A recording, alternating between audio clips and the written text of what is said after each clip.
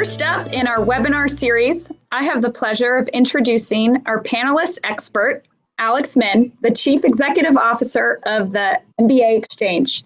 Hi, Alex. Thank you for joining us today. Hi, Sarah. Thank you for having me. I'm very honored. Sure.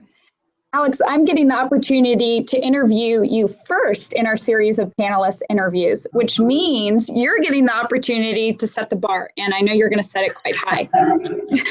As a brief overview, serving over 5,000 clients for 2 decades, the MBA Exchange is the leading resource for applicants to the world's best MBA programs. Motivated by a strong desire to help others gain the intellectual, aspirational, and financial benefits that only a top quality management education can provide, the MBA Exchange delivers results and adds value as your professional and personal partner before, during, and after you apply to business school. The MBA Exchange results are the best in the industry and independently verified by a third party. You can learn more about the MBA Exchange at mbaexchange.com and on their social media pages. Our guest today, Alex, is an MBA graduate from the MIT Sloan School of Management. As an MBA applicant, he also earned acceptances to Wharton, INSEAD, IMD, and UCLA Anderson. After joining the MBA Exchange in 2007, he helped numerous MBA applicants gain admissions to top-tier business schools, including HBS, Stanford, Wharton, MIT Sloan, University of Chicago Booth, Kellogg, Columbia, INSEAD, IMD, and others. Alex's professional background includes entrepreneurship in the aviation industry, as well as international and domestic business development, sales, and corporate strategy for Fortune 200 companies. And before that, he was an officer and a pilot in the United States Marine Corps. Alex, that's an impressive list of credentials. Our listeners are going to be excited to hear your thoughts. Thank you. That's one way of characterizing it. You could say jack of all trades, but thank you. Absolutely. So without further ado, Alex, I'd like to ask you some questions to better assist the folks listening in for advice on the MBA application and admitted student process. Our first question today is twofold. So for our audience, people still researching schools and applying, how can they be sure that their target list contains the right set of schools? And part 2, what are some of the important criteria to consider that might get overlooked by some applicants when thinking about where to apply? Sarah, thank you. That's a great question that everyone should start their process with. And people will naturally gravitate towards rankings. And I'm not saying that's not important, but you specifically asked key criteria for people to consider as they're picking their target schools.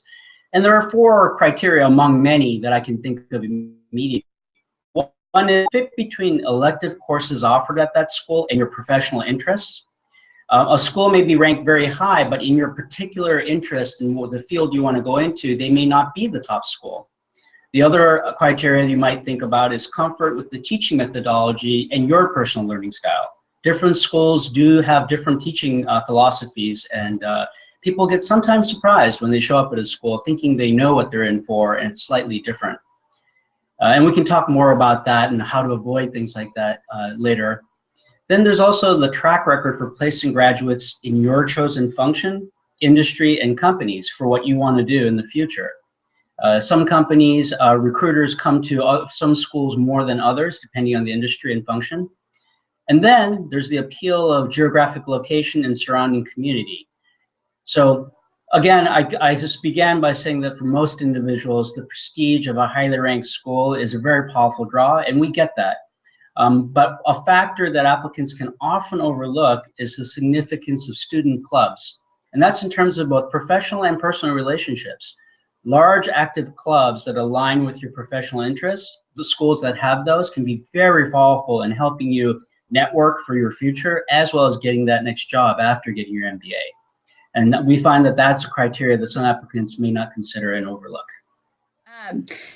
Thanks, Alex. Totally agree. Some of those things that you said, you don't always think through when you're applying to business school. I know with myself, the entrepreneurial club was a big part of my time in business school. And I pursued entrepreneurship. So spot on with what you were saying with student clubs. And of course, as you said, it's so important to think about your first job and your first career after business school, because that time in business school flies by so quickly, and it's good to set yourself up from the beginning.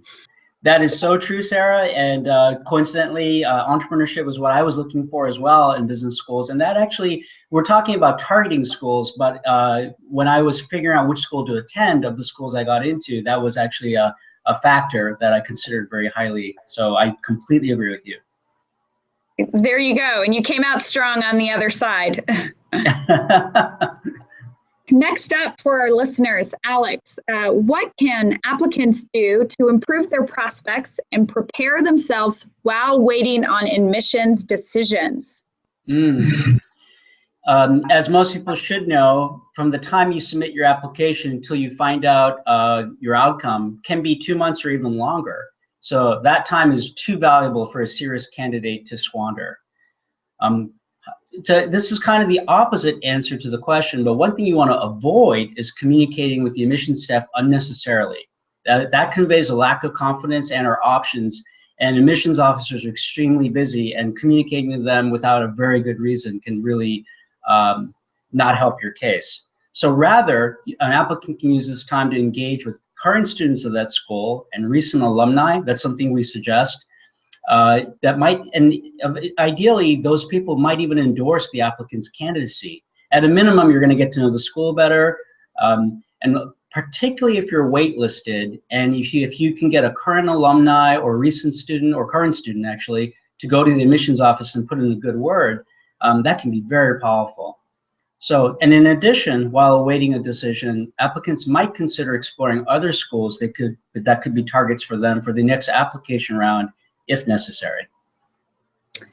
Very interesting. Yeah, 2 months is a long time. It almost seems like there's huge opportunity to influence, and that's interesting that it sounds like there's more that you shouldn't do. Sit back and not do too much than potentially overdoing it with communication to admissions. I totally agree with that. Communicating the wrong way will actually not help you. And it is very tempting to do. Something else comes up, but there are things that might happen during that time that are worth communicating. And discerning that is not always straightforward. And so, yes, I agree with you that, that using discretion is very important during that waiting period. And Alex, what would you say is an example of something that might happen during that time that you would want to communicate with admissions? Right. So some of the perhaps easier to understand ones might be a big promotion at work, or an extracurricular activity, community service you're doing, won some kind of award, or you had a major milestone event that's really impressive.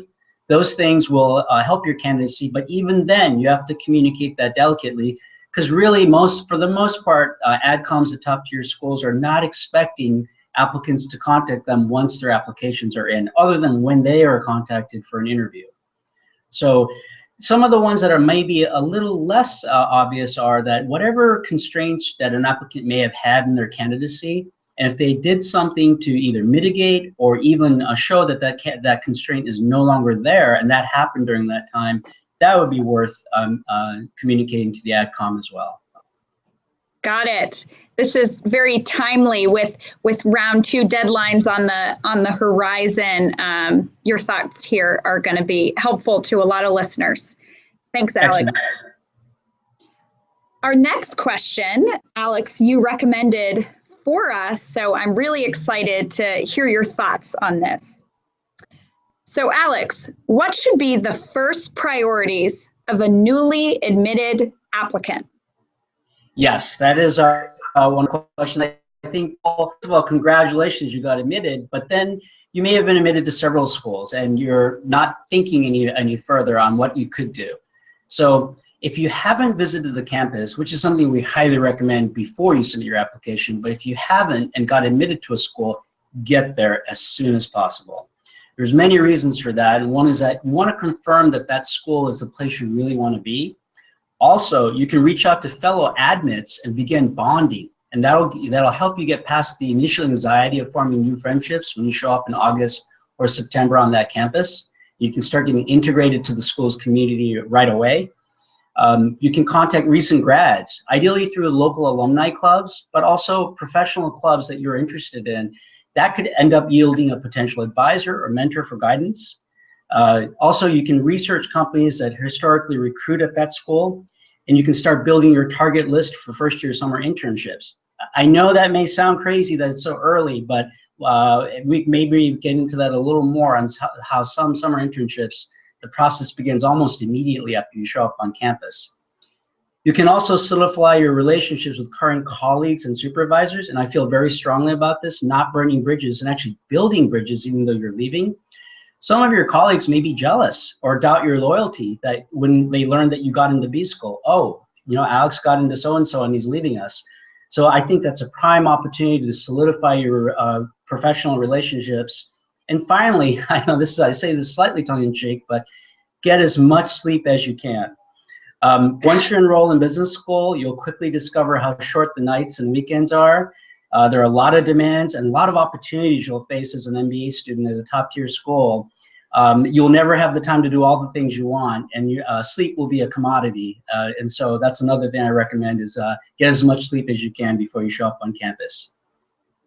Yeah, that extra sleep will definitely come in handy. We couldn't agree with you more at Relish that the job process picks up very quickly. So the earlier you get started on thinking through what you want to do, the better off you'll be. Completely agree.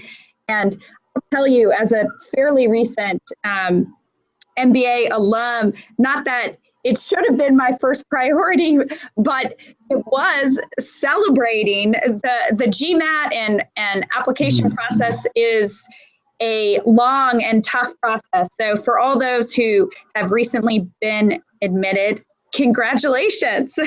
Yeah. And oh my gosh, Sarah, I was remiss. I completely was not thinking of what Relish does, and it's such a great fit. That it's so true, and I love what you guys are doing for all the MBA students out there. Thank you so much. Next question, Alex. So for the folks who have gotten in and gotten into more than one school, how should applicants decide between schools to which they've been accepted, and how should students balance factors like ranking versus cost?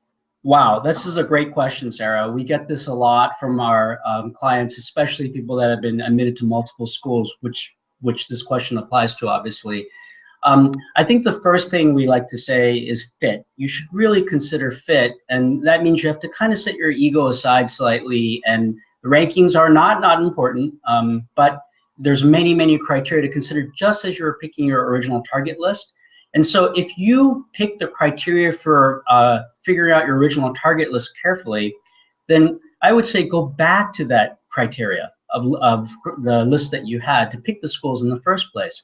However, if you hadn't done it before, now you should add some quantitative analysis. What I mean by that is weigh each criteria relative importance to you, and then score each school based on the relative strength of that criteria.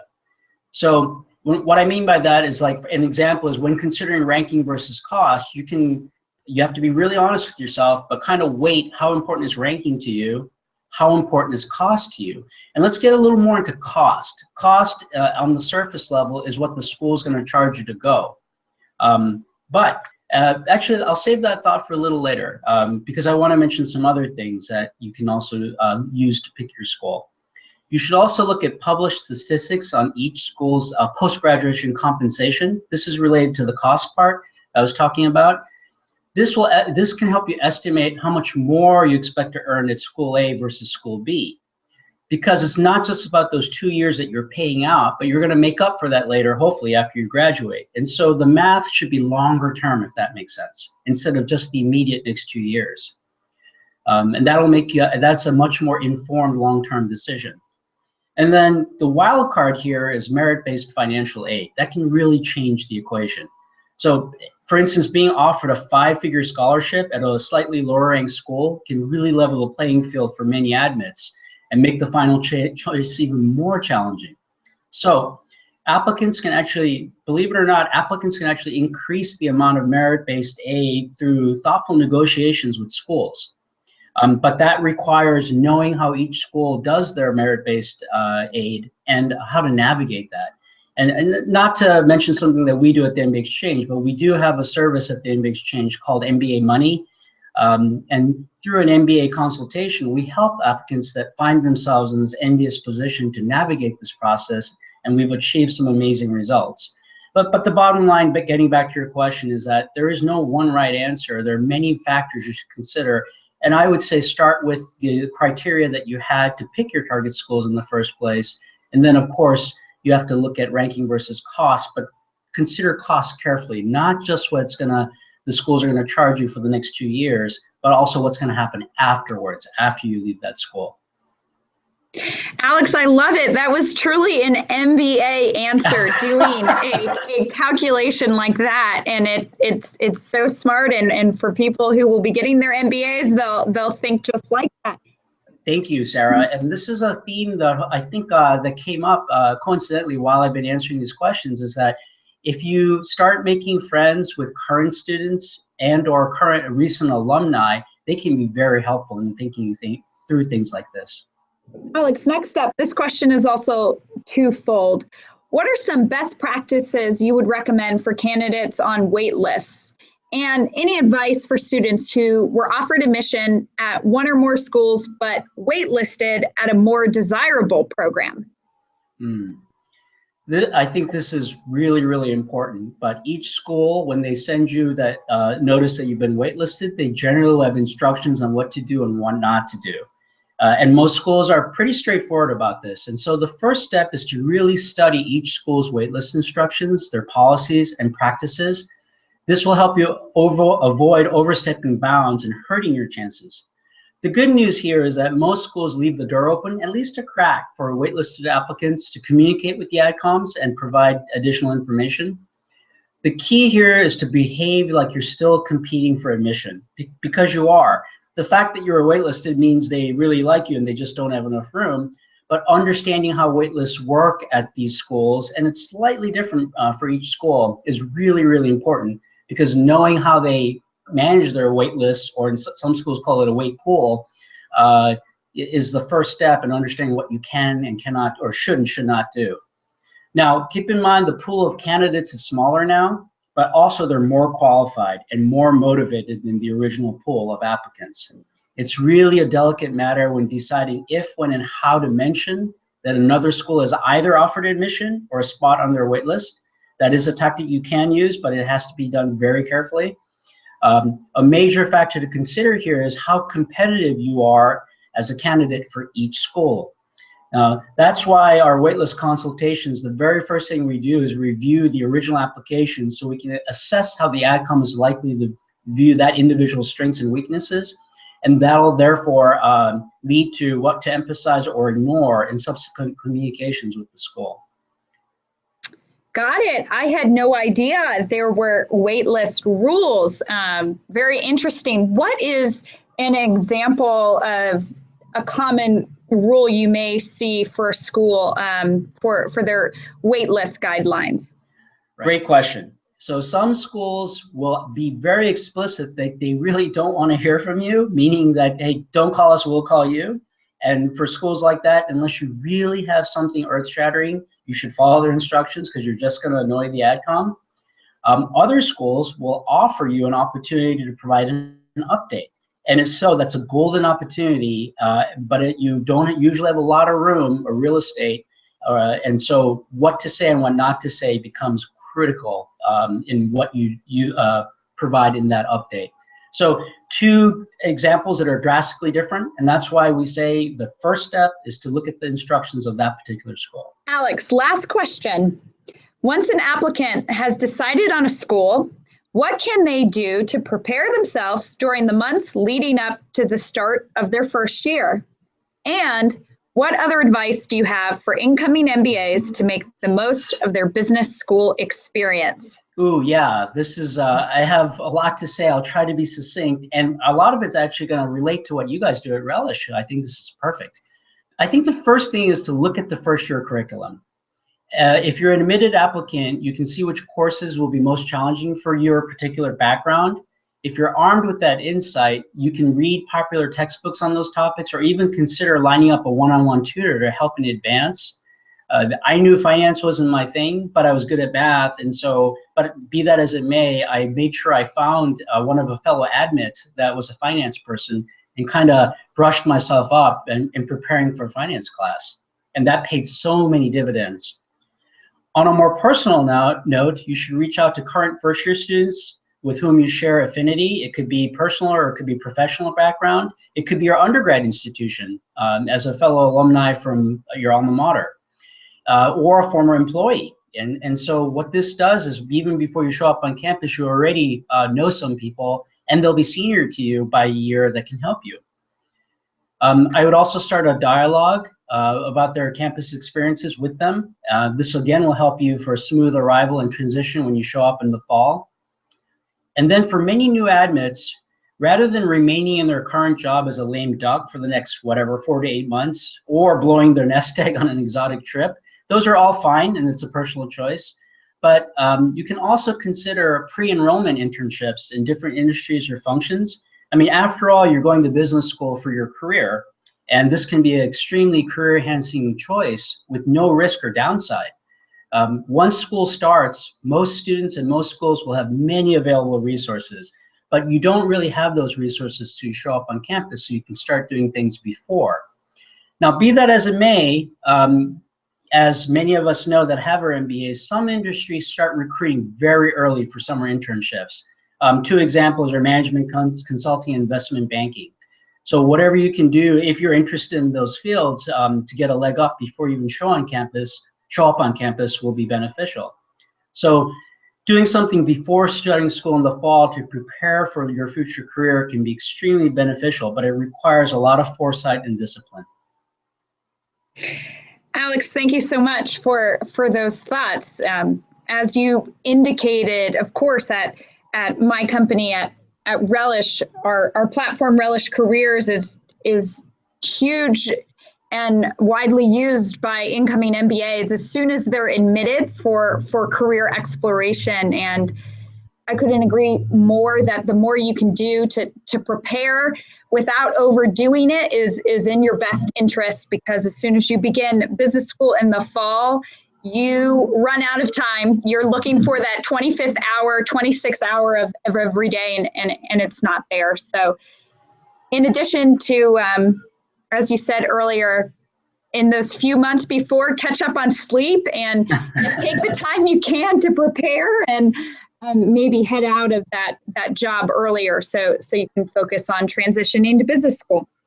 It's so true, Sarah, and I think that's one of the great things Relish does. Exactly, as I mentioned, as soon as you mentioned the question, it clicked in my head that Relish is, and I know you're not paying me to say this, I truly believe this, it's a great platform for exactly that, and I wish more people would know and take advantage of it. Thank you so much, Alex, for your time today. Our listeners are going to be thrilled to get your advice, and they know how to contact you at MBAexchange.com. Any final words, Alex, that you'd like to share with our listeners? Don't go it alone. Whether it's picking schools to apply to in the first place, the application process itself, or once you got in, what to do before you show up, after you show up. Learn. This is part of a good way to network. Network can be a not so good word, but it can also be a very good word. And I think we at business school learn the positive aspect of network. And so that would be my one big thing. No matter what stage you're in, find someone and don't go it alone. Great, Alex. Until next time, thanks so much for joining us today. Thank you very much as well.